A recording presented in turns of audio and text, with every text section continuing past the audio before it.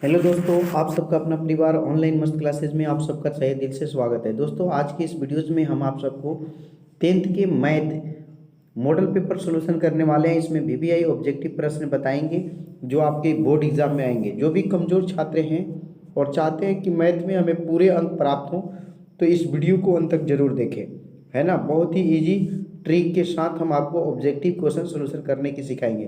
तो सब लोग फटाफट इस वीडियो को लाइक करेंगे, न्यू स्टूडेंट चैनल को सब्सक्राइब करके बगल का बेल आइकन पे क्लिक कर लेंगे। ठीक है, तो आइए शुरू करते हैं। पहला प्रश्न है आपका कि 7/20 का दशमलव प्रसार है। तो देखो मेरे प्यारे स्टूडेंट्स, दशमलव प्रसार में आप 20 जो है ना, इसको तोड़ लीजिए। 2 × 5 टूटेगा हर में जो है। तो ये 2 2 और 5 आ रहा है। तो जब 2 और 5 आते हैं तो वो शांत हो जाता है। बिल्कुल सही आपका बी हो जाएगा। दूसरा प्रश्न देखिए, पाई है एक परिमेय संख्या, अपरिमेय संख्या, प्राकृत संख्या, पूर्णांक। तो इसमें देखिए बिल्कुल ही राइट आंसर आपका बी होगा, अपरिमेय। पाई क्या है? तो एक अपरिमेय संख्या, ठीक है ना। 2 का बी बिल्कुल सही जवाब है आपका। 3 नंबर प्रश्न देखेंगे मेरे प्यारे स्टूडेंट्स। कहा रहा है कि दो संख्याओं का मसा तथा लसा 105 है, तो उनमें से एक संख्या 5 है तो दूसरी संख्या।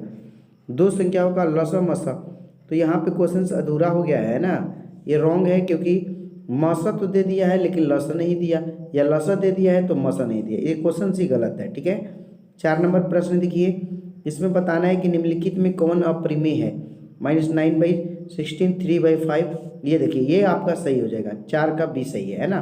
3 और 5 का वर्गमूल नहीं निकलता है, इसलिए आपका 4 का बी बिल्कुल ही सही जवाब है। बाकी ये परिमेय हो जाएगा, ये भी परिमेय हो जाएगा, इसलिए बी सही है।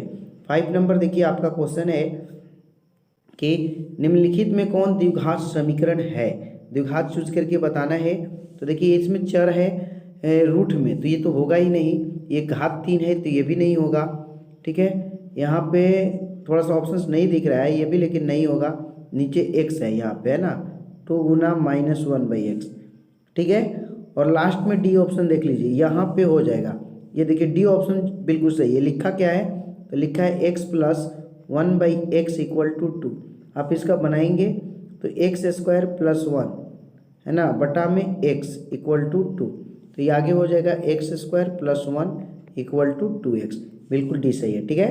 चलिए आगे 6 नंबर देखिए, इसका सरलतम रूप पूछ रहा है। तो यहाँ कटा दीजिए, 2 × 9 = 18 और 2 × 2 = 8। इसको कटाइएगा तो 110 बार में, फिर इसको कटाएंगे तो 47 और ये हो गया 55।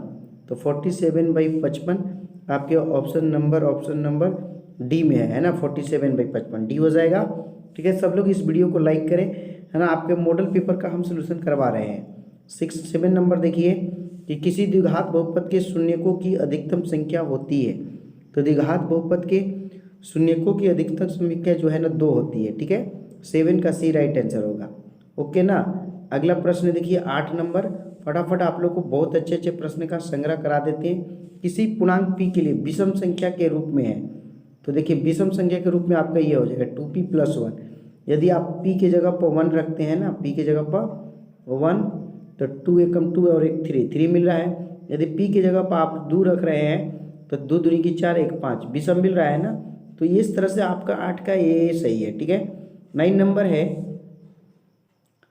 कि किसी ओ केंद्र वाले वृत्त के बाह्य बिंदु P से वृत्त पर 2 स्पर्श रेखाएं PR और PS खींची गई है। यदि PR 8 है तो PS बताना है, ठीक है ना। देखिए ये देखिए ये आपका सर्किल हो गया, ठीक है ना।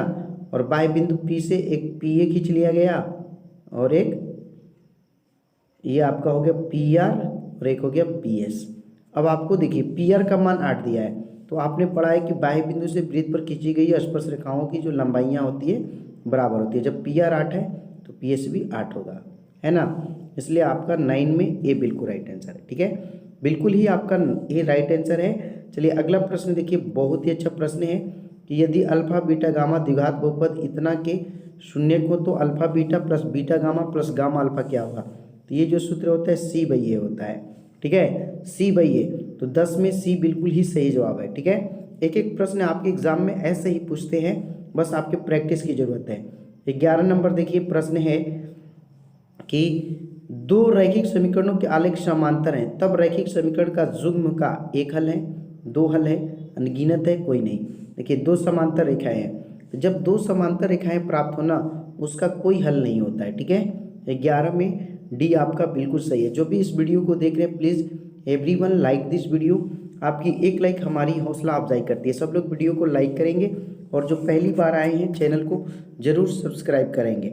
अगला प्रश्न देखिए 12 नंबर। देखिए 12 आपका प्रश्न है, बहुत ही अच्छा प्रश्न निकल कर आया है।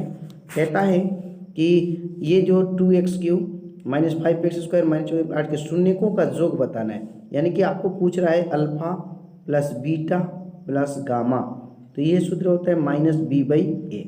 तो b की जगह पर क्या है, तो देखिए ये a होता है, ये b होता है, b -5 है और यहाँ भी -5 तो +5 और a 2 है तो 5/2 हो जाएगा, जो कि आपके डी ऑप्शन में, ठीक है ना। 12 का डी हो जाएगा। 13 नंबर देखिए, 13 नंबर प्रश्न, ये भी बहुत ही अच्छा प्रश्न है। देखिए एक एक प्रश्न आपके एग्जाम की दृष्टि से महत्वपूर्ण है ना, बस आपको क्या करना है, प्रैक्टिस करना है।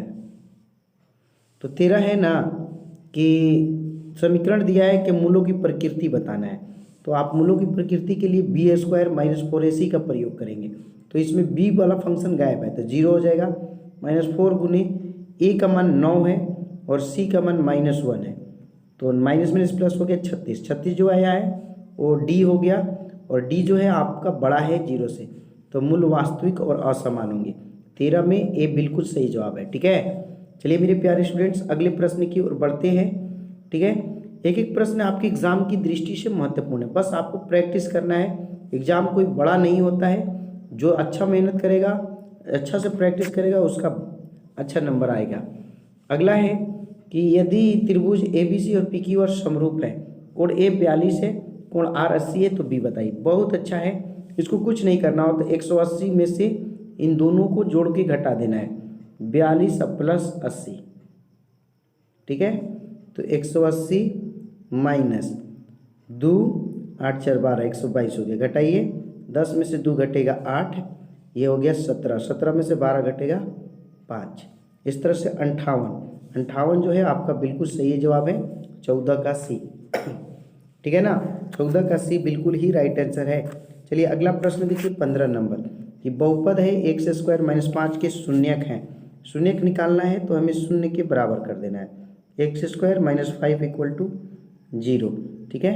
x² = 5, ठीक है ना, स्क्वायर है तो -5 उधर 5 हो जाता है और ये रूट हो जाएगा, और रूट जो चढ़ता है तो प्लस माइनस में, यानी एक √5 और एक -√5, इसलिए 16 का जो है 15 का C राइट आंसर है, ठीक है। मिला लीजिएगा, 15 का C सही होगा। 16 नंबर देखिए, 16 कहता है कि समीकरण दिया है निकाय ये वाला और एक ये समीकरण, अद्वितीय हल होने के लिए k का मान, तो अद्वितीय के कंडीशन में आपने पढ़ा होगा कि a1/a2 not equal to b1/b2, यही ना थ्योरी होता है। तो a1 की जगह पर देखिए ये a1 है 3 और a2 2, 3/2 not equal to b1/b2, तो b1 क्या हो गया k और b2 क्या हो गया 5, ठीक है। तो इस तरह से ये इधर आएगा तो आपका गुना हो जाएगा, k = आपको नॉट इक्वल टू मिल जाएगा 5 3 15, 15/2, जो कि ऑप्शन नंबर ए में है, ठीक है ना।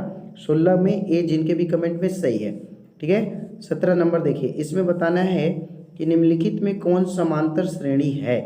देख सकते हैं मॉडल पेपर है का ये क्वेश्चन, समांतर श्रेणी।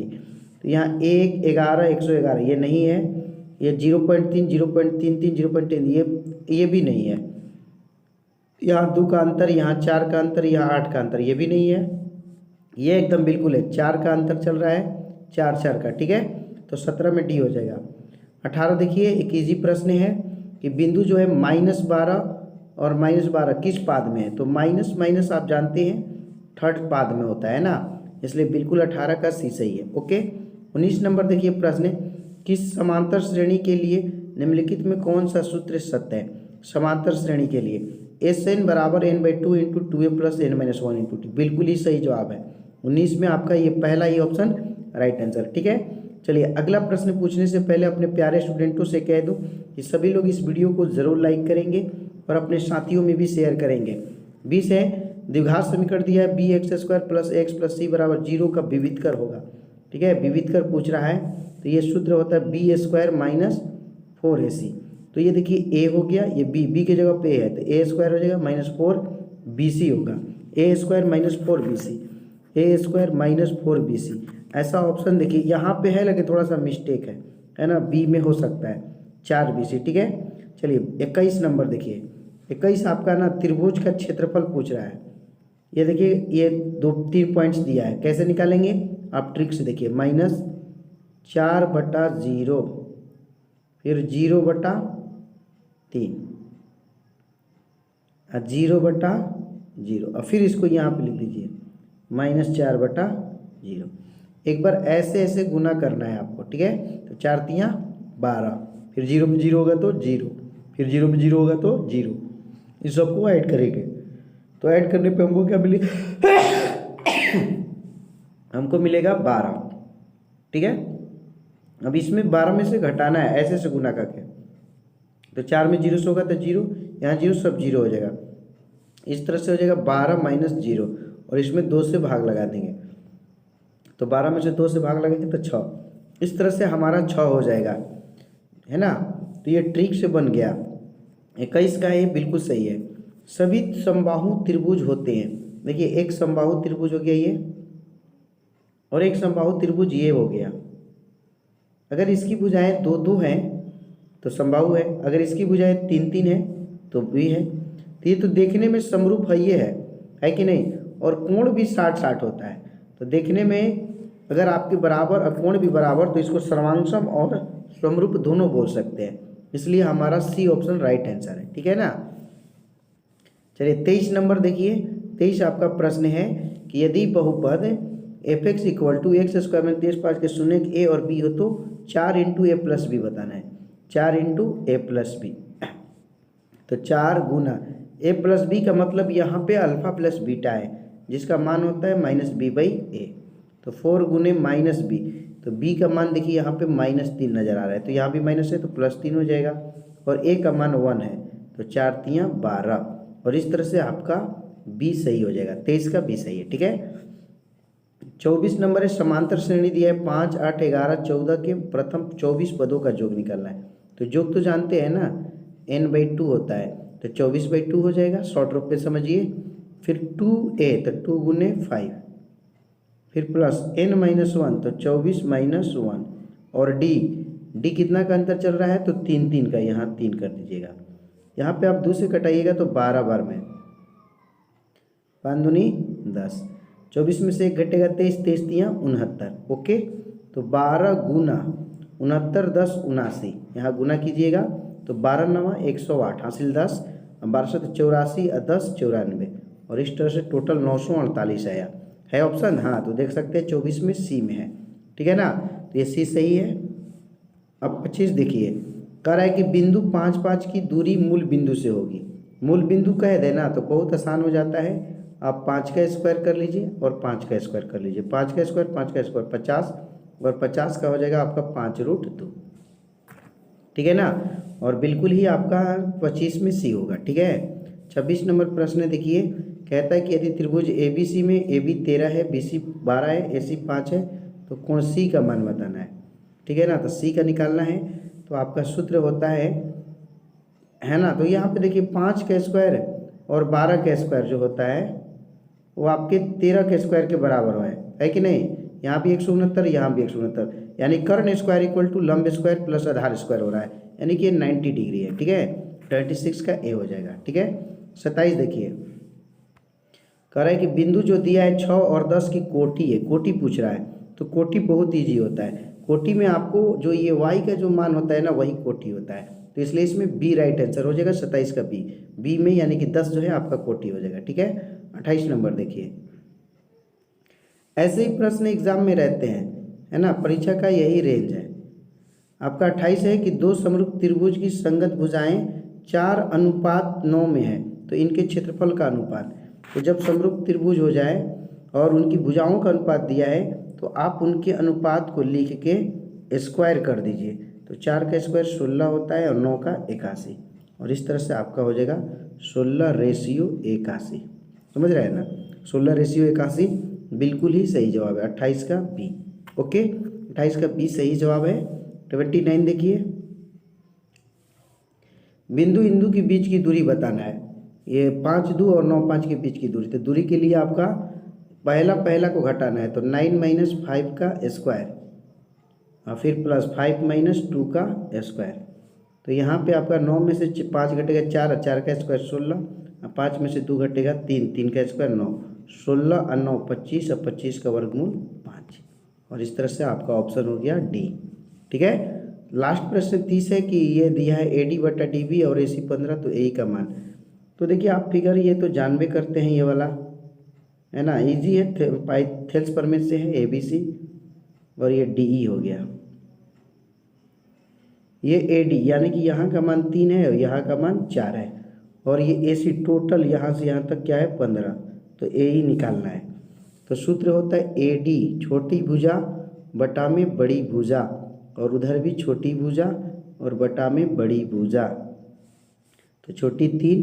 AB आप अगर लिखिएगा तो 3 और 4 क्या लिखिएगा 7, और AE तो AE छोड़ दीजिए, और AC आपका देवे किया है 15, ये जाके गुना करेगा तो AE में आपका हो जाएगा 15 तिया 45 बटा 7, 7 छक्का 42, 3 3 हुआ 30, तो 7 चौके 28, 28 हुआ 6.4 3, लगभग यही आएगा है ना। तो 30 का ए सही है।